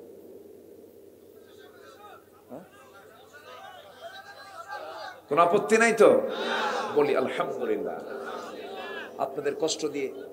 জি জি, আমার নবীজির প্রিয় সাহাবী একজন, সেই খন্দকের পরীক্ষা খননের সময় রাসূল কয়দিন না খাওয়া? 4 দিন না খাওয়া। কেউ টের পায় নাই রাসূল না খেয়ে আছেন। নবীজির মুখ তো হাসি ভরা ছিল, কিন্তু আমার নবীজি পেটে পাথর বেঁধেছেন ক্ষুধার যন্ত্রণা সহ্য করতে না পেরে, এটাও কেউ দেখে নাই। কিন্তু একজন সাহাবী দেখেছেন, তিনি হচ্ছেন জাবির রাদিয়াল্লাহু তাআলা। নবীর কাছে এসে কানে কানে বলতেছে, হুজুর আমি আপনাকে দেখে ফেলেছি, আপনার না খাওয়া, আপনি 4 দিন 4 রাত মনে হয় খান নাই, আমরাও খাবার পাইনি, আপনার পেটে পাথর বাঁধা আমি দেখেছি। কিন্তু তুমি দেখলা কেমনে? হুজুর আমি আপনাকে খুব কাছ থেকে আমি ফলো করি, আপনার পেটে পাথর, হুজুর আপনি যদি আমাকে অনুমতি দিতেন আমি কিছু খাবার প্রস্তুত করতাম। আচ্ছা যাও।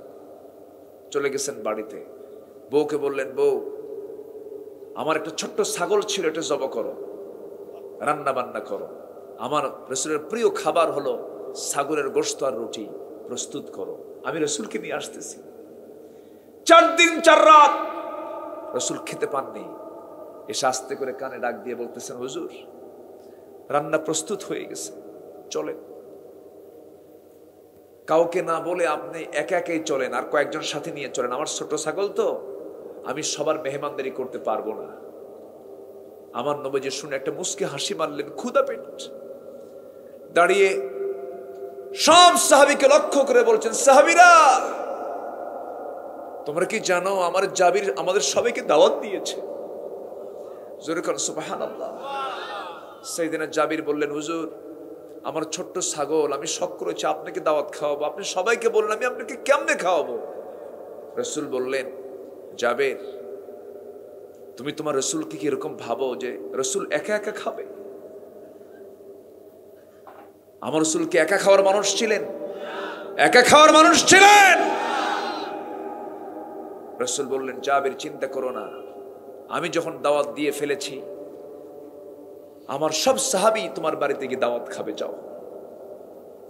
জোরে বলুন সুবহানাল্লাহ। অনেক শিক্ষা কিন্তু এগুলো থেকে আছে। কোন নেতার নেতৃত্ব মানি? যে নেতাগুলো আগে খায় না খাওয়ায়। আর আমার নবী আগে খাওয়ান। 4 দিন না খাওয়া। রাসূল বলছেন, না আমি আগে খাবো না, আমার সাহাবীরা না খাওয়া। আমার নবীজি বলে দিলেন, ও জাবির বাড়িতে চলে যাও, আমি সব সাহাবীকে নিয়ে আসতেছি।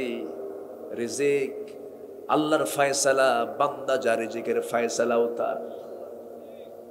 চলে যাও। জাবির বাড়িতে চলে গেলেন, বউকে ডাক দিয়ে বলেন, বউ রে ছোট্ট ছাগল কিন্তু লোক তো অনেক আসে। বউ বলে, কি হয়েছে? রাসূল সবাইকে দাওয়াত দিয়েছেন, ছোট্ট ছাগল কেমন করে কি করবো, আমার তোমার মান সম্মান আজকে থাকবে না। সঙ্গে সঙ্গে বউ বলতেছে, স্বামী আমার চিন্তা করেন কেন, বান্দা যার রিজিকের দায়িত্ব তার। সুবহানাল্লাহ। কি টেনশন করেন আপনি? কি নারী তারা ছিলেন, কি ধৈর্যশীলা তারা ছিলেন। মেহমান আসলে পরে দেখবেন কিছু কিছু বাড়ির মহিলা খুব খুশি হয়ে যান, আবার কিছু কিছু বাড়ির মহিলা রাগ করেন। আছে কিনা বলেন? বাড়িতে যার বাড়িতে মেহমান বেশি তার বাড়িতে কোনোদিন রিজিক ফুরাবে না, কোনোদিন খাবার ফুরাবে না, এটা মাথায় রাখবেন। নবীদের সুন্নাত হলো মেহমানদেরকে সঙ্গে করে নিয়ে খাওয়া। আমার নবীজি মেহমানকে সঙ্গে করে নিয়ে খেয়েছেন। একজন সাহাবী খুব গরিব মানুষ, 3 মাস বাজার নাই 3 মাস ধরে তার বাড়িতে কোনো বাজার চলে না। বউ স্বামীর কাছ থেকে কিছু কয়েন জমা করে কিছু পয়সা জমা করে 3 মাসের মাথায় বলল, স্বামী আমার শোনো, এই যে কিছু পয়সা জমা করেছে, যাও আজকে বাজার করে আনো, তৃপ্তি ভরে বাচ্চাদেরকে নিয়ে খাবো। সাহাবী তালহা তার স্বামী ব্যাগটা হাতের মধ্যে করে নিয়ে বাজারের দিকে রওনা দিলেন। আজান হয়ে গেছে মসজিদে, রাসূল নামাজ পড়াবেন, নামাজে দাঁড়ায় গেছেন। ওয়াজ শুরু হয়ে গেছে, আসর হয়ে গেছে, নামাজ শুরু হয়ে গেছে, মাগরিব হয়ে গেছে, বাজার আর হলো না। এশার নামাজ পড়ে তিনি বাড়ির দিকে ফিরে আসবেন খালি ব্যাগ নিয়ে। এমন সময় রাসূল বললেন, তালহা এই যে একটা মেহমান আমার কাছে চলে আসছে, থাকার জায়গা নেই, খাবারের ব্যবস্থা নাই, এই সাহাবীকে নিয়ে যাও, এই মেহমানকে নিয়ে যে মেহমানদারি করো, ওইদিকে বাজার নাই। সাহাবী কিছুই বললেন না, রাসূলকে বুঝতে দিলেন না। ওই সাহাবীকে নিয়ে, ওই মেহমানকে নিয়ে সাইয়েদনা তালহা চলে আসেন বাড়ির দিকে। দরজায় নক করে বলছেন, বউ আমার দরজা খুলো, এই যে বাজারের ব্যাগ ফাঁকা এনেছি, বাজার করার সুযোগ পাই নাই, উপরন্তর সাথে মেহমান এনেছি, মেহমানের কিছু মেহমানদারি করতে হবে, এখন কি করা যায়, মেহমান এনেছি। এই কথা শোনার সঙ্গে সঙ্গে স্ত্রী বাড়ির মুস্কি মুস্কি হাসি মেরে বলছেন, আলহামদুলিল্লাহ। বলেন তো 3 মাস বাজার নাই, বাজারের জন্য পাঠাইছে, সেই বাজারটা করেও নাই, আবার সাথে একটা মেহমান সাথে নিয়ে আসছে। বলেন তো আমার আপনার বইয়ের কি অবস্থা হতো? বলেন।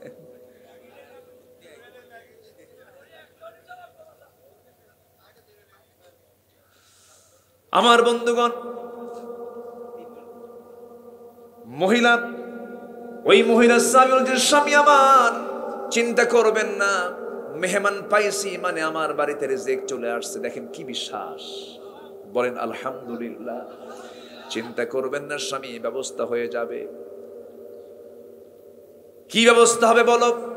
ওই যে তুষের বস্তা দেখা যায়, তুষের বস্তাটা একটু টান মারেন, আমার নিচে নামায় দেন, আমার হাতের কাছে দিয়ে দেন। তুষের বস্তা নামায় দেওয়া হলো। চালনা দিয়ে চালতে চালতে তুষ থেকে কিছু জবের খুদ বের করে করে এটাকে পিষদানে দিয়ে পিষে পিষে আটা বানায়া, খামির বানায়া, মোটে 2টা রুটি প্রস্তুত করে দিয়া বউ স্বামীকে বলছে, স্বামী আমার মেহমানের সামনে দিয়ে আসেন, খবরদার সামনে দাঁড়াবেন না, দাঁড়ালে আপনাকে একটা রুটি খেতে হবে, মেহমানের পেটটা অপূর্ণ থেকে যাবে। মেহমানকে 2 রুটি দিয়া তাড়াতাড়ি সেই ঘর থেকে বের হয়ে এসে লাইটটা বন্ধ করে স্বামী স্ত্রী না খেয়ে গোটা রাত কাটায়া দিলেন। ফজর নামাজ পড়তে গেছেন মেহমানকে নিয়ে, নামাজ শেষ হয়ে গেছে। রাসূল বলছেন, সাহাবী তালহা এদিকে আসো। থরথর করে কাঁপতে কাঁপতে বলছে, হুজুর আপনার দেওয়া মেহমানকে আমি সম্মান করতে পারিনি, আপনি আমাকে মাফ করে দেন। রাসূল বলছেন, না রে তালহা, গত রাতে তুমি এবং তোমার বউ কি আচরণ করেছো মেহমানের সঙ্গে জানি না, তবে আরশ আজিম খুশি হয়ে গেছে। সুবহানাল্লাহ। কথা তো অনেক থাকি আমার ভাইয়েরা, কথার তো কোনো থা নাই। সেই জাবিরের কথা বলছিলাম। এই কথাগুলো বলার মূল লক্ষ্য হলো, সাহাবে কেরামদের মর্যাদা বেশি হয়েছে একমাত্র কারণ হলো তারা সবচেয়ে বেশি ভালোবেসেছেন কাকে? তাদের চিন্তা ছিল দুনিয়া নিয়ে না আখেরাত নিয়ে। আমরা আখেরাতকে সামনে রেখে দুনিয়া চালাবো, ঠিক কিনা বলেন? না দুনিয়াকে রেখে আখেরাত চালাবো?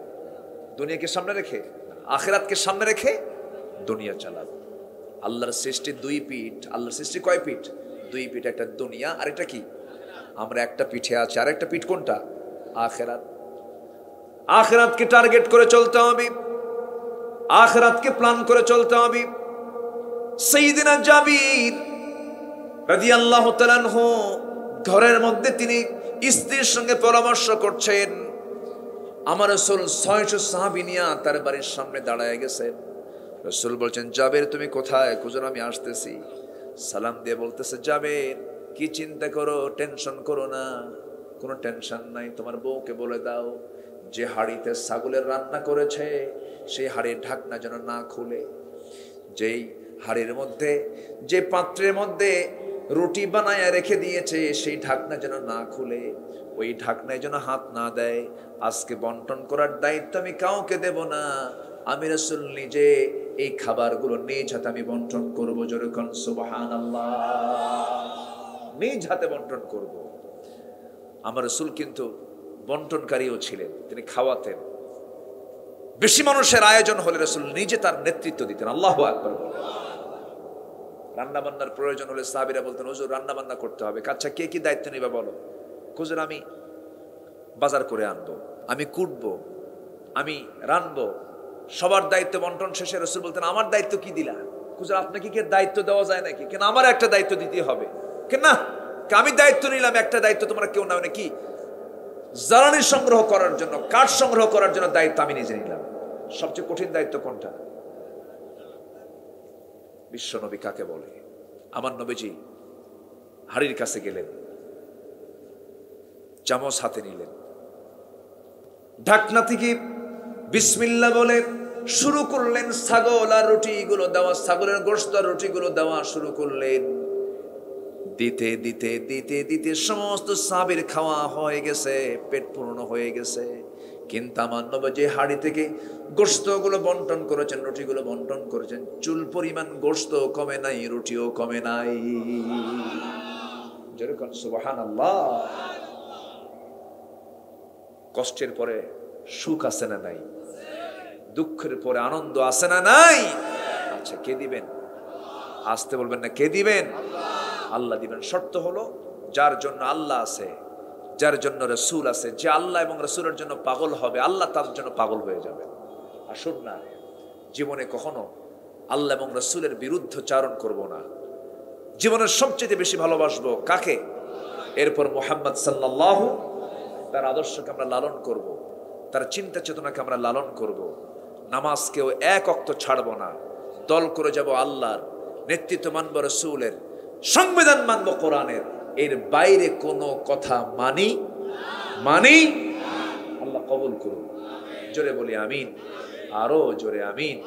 প্রথম রাত যেহেতু আমি আলোচনা ওঠার পর থেকে শুধু মাঝে মাঝেই বৃষ্টি এসে একটা মানে মাইন্ডে ধাক্কা মারে, সবাই বারবার এদিকে তাকায়, একবার আমি লক্ষ্য করছিলাম। তো যাই হোক, আবার বৃষ্টির ফোঁটা ফোঁটা গুড়ি গুড়ি ফোঁটা, মানে যখনই কানে আসে তখন অ্যাটেন্ডেন্স, মনোযোগিতার ভাব, আমি তো দেখতেছি সবাইকে, একটু অন্যদিকে চলে যায়। এটা মানুষের প্রকৃতি। এটা একটা আওয়াজ হলে তখন ওই দিকে তাকায়, এটা মানুষের প্রকৃতি। যাই হোক, একটু বাধাগ্রস্ত হওয়ার পরেও আমরা যারা বসেছিলাম বলি আলহামদুলিল্লাহ, জোরে বলি আলহামদুলিল্লাহ। আমরা আল্লাহর কাছে বলতে চাই এটাই, আল্লাহ তুমি আগামীকালকের মাহফিলকে বাস্তবায়ন করার জন্য একটা অনুকূল পরিবেশ তুমি আল্লাহ তৈরি করে দাও।